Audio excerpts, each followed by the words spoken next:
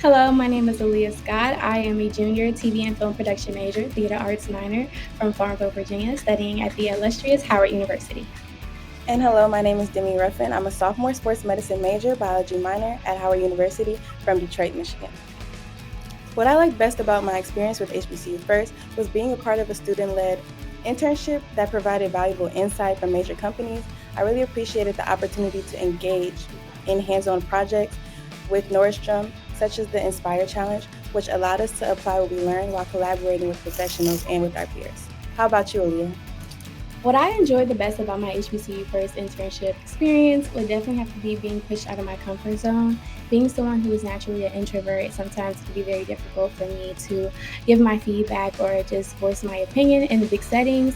I also enjoy gaining valuable insights from our incredible speakers. Their wisdom and their guidance definitely helped me grow both personally and professionally, and making this experience truly enriching and inspiring for my future career journey.